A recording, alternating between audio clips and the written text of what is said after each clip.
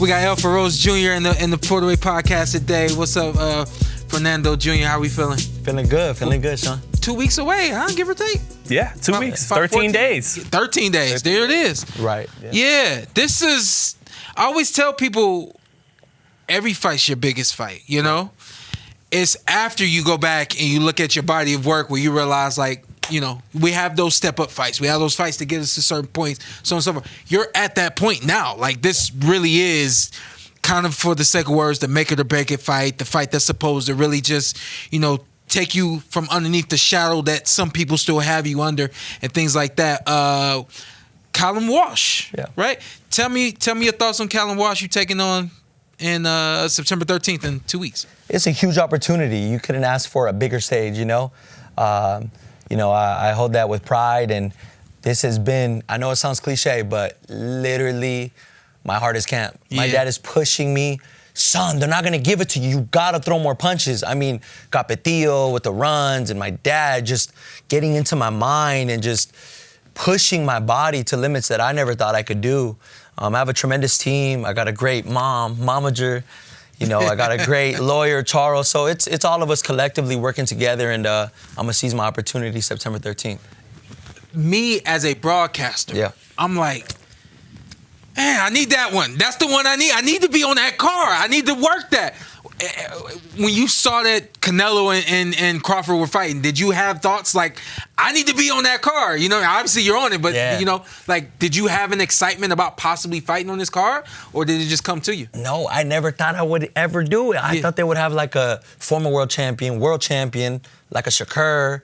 Shoot, Emmy, you know what I mean? But God doesn't make mistakes. He gave me this opportunity. After my last fight, I called out Callum. He was one of the first ones that I called out. It made sense. Yeah. Ireland, Mexico, you know, you got my dad's fans, my fans, and it's a do or die fight. And that's my mentality in this fight. It's either he goes up or I go up. And, you know, I know what I'm capable of. I just got to go out there and just show the world. So I'm excited. I think it's music to the ears of someone wanting you to win this fight, that you're approaching it that way. Because you could fall into the mistake of, I'm 28, I'm undefeated. Yeah. There will be more opportunities, but instead you're looking at it like this is kind of do or die when it comes to your career. Is that right? Is that how you're looking at it? Absolutely. Yeah. I needed this as a breaking point. Like, I just feel, you know, with my age, this is the fight that's going to put me on that threshold of top 10 in the world. And I really feel a Callum Walsh will have the respect, like, okay, maybe, you know, his dad's not just guiding him a little too much. Maybe he knows a little something. So, you know, there's a process to everything, but I just really feel my time is now. It couldn't have been any better. It couldn't have been any sooner. And like right now, this is my moment. And I got Callum Walsh on my mind. I mean, I followed him. I want to see what he's eating. I want to see what time he's training. I'm a nut right now. So I'm just excited because I know he's Dana's boy, you know? Yes. He's the golden boy. Hey, they got plans for him. Hey, Zittel, you see that chin come up? He said he's Dana's boy. That chin came up. Like you're accepting the challenge. Yes, and it's East Side, and I've never been in this position. I've always, you know, been A-side. Yeah. My dad, the legacy, the dynasty. Let's just go in there, do our thing. Right. Now it's like I'm seeing these comments. I'm not gonna lie to you. Oh, Walsh is gonna mop the floor with Vargas. You know, Walsh is too much. It's a whole nother level. It's too much power. This, that. We got a game plan for him. He's got a sense of the moment, Sean. Yeah. He has a sense of the moment. Are you dreaming? Are you dreaming? You haven't dreamed? I'm just visualizing. Not only am I dreaming, but I'm putting my hands to the plow. I'm working so hard. No, I'm serious. Like, are you actually dreaming about the fight? I am. Yeah. I'm visualizing it. You know, I don't think a lot of fighters have touched this atmosphere.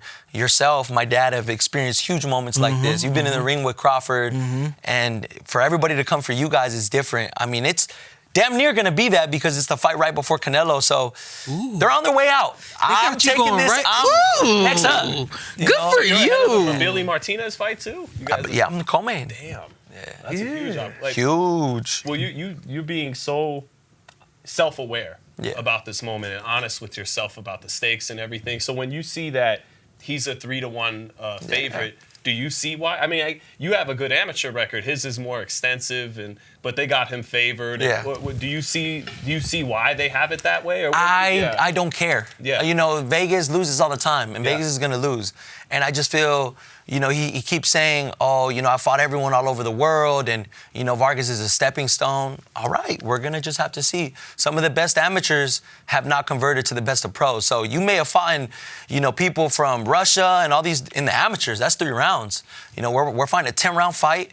My dad is cooking up a great game plan, and I'm coming in confident. It's okay. This B-roll has brought another side of me where, in my mind, I got to be the last one throwing punches. I got to be the last one, you know, with my body more composed. It's just so different, this fight. He did that with Sean Garcia. He did. He seemed to see, like, understand, I got to out-hustle this guy. And he did it. So you feel like you're in the same position your younger brother was in? Absolutely. Yeah. Absolutely. Just, you know, just in a different time. And I just feel they're overlooking me. They're overlooking me so much. And this is what boxing's about. When people don't believe in you, you make people believe in you. So I'm so excited for this one. What are they missing? What are they missing? They're just gonna see, you know. There's plans for him, you know. He's younger than me. I started a little later. It's okay. Like my dad says, there's not so much wear and tear on my body, but you know, I'm a boxer puncher. I'm smart in there. I establish my jab. I use feints. I'm not just gonna go in there.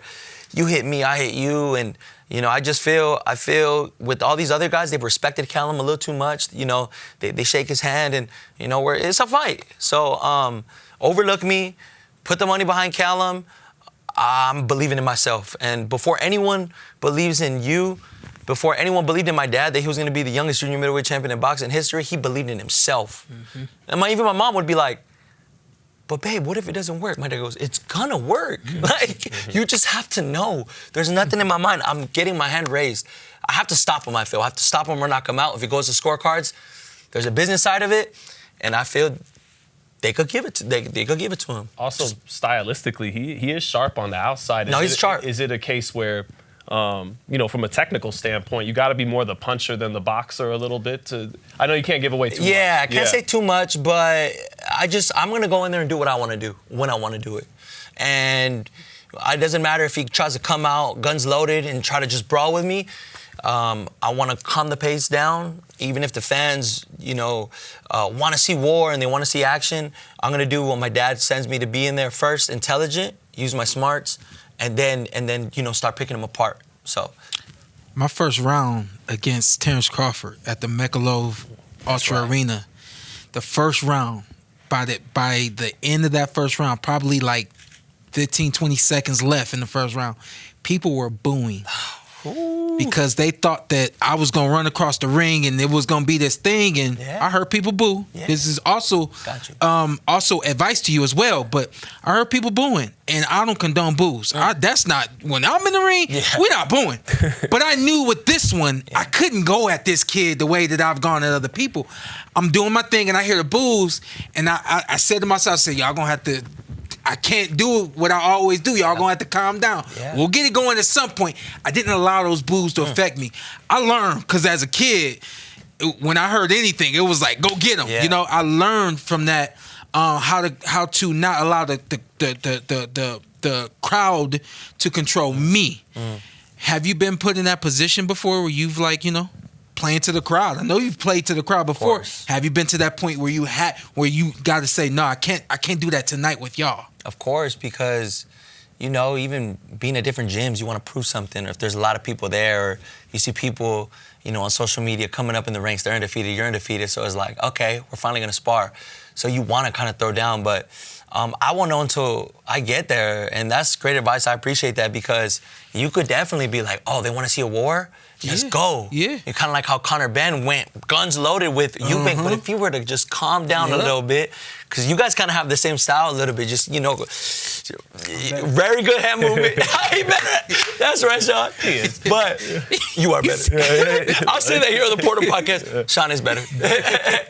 But you didn't allow the crowd to dictate you. I was actually at that fight. Oh, yeah. And my dad called your father after the fight. Yeah. And, you know, they exchanged words, but I know my dad said, hey, whatever happened, but the crowd, they don't know what goes on with the father and son team, and it's worked for you guys. So it was a special moment. I know that was a really big fight, but this is my first big fight, so I just won't know until I'm there. But I could just visualize and just kind of go over it in my head.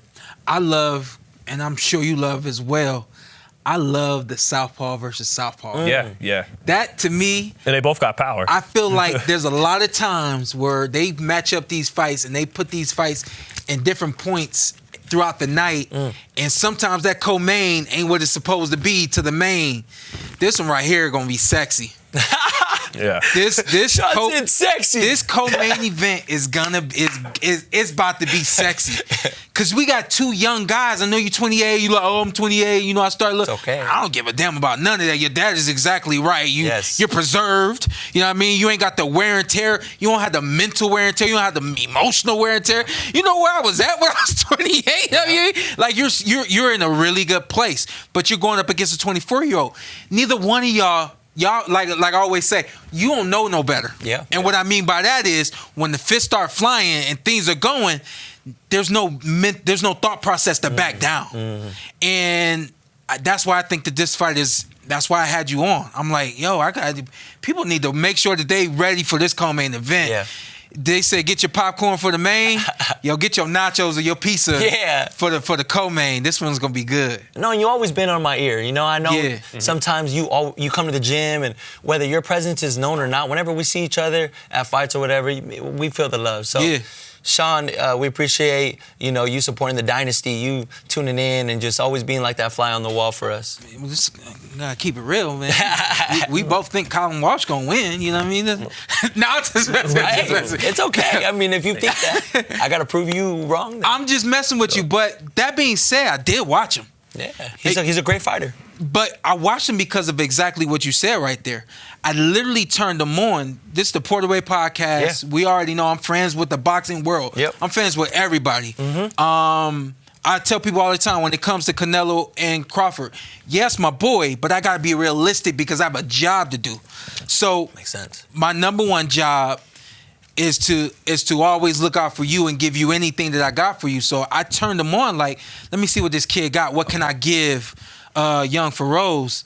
And I watched with that intent, and I'm like, yo, this dude got something. Yeah, he can fight. This dude can fight. He can fight. Y'all fight a lot alike, in my opinion. What you think? Yeah, he. I think he seems, from when I watched the tape, have a little bit better idea of his distance, keeping guys on the end. But I think you might be a little bit more explosive and heavy-handed. Okay. So I think you might have to catch him in between shots. But we'll see. It's so much easier said than done from where I'm sitting, right? But it's a good-ass fight. No, you definitely. Southpaw.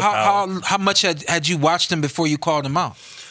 I know he was Dana White, Tom Loeffler's main guy. I didn't really watch too much.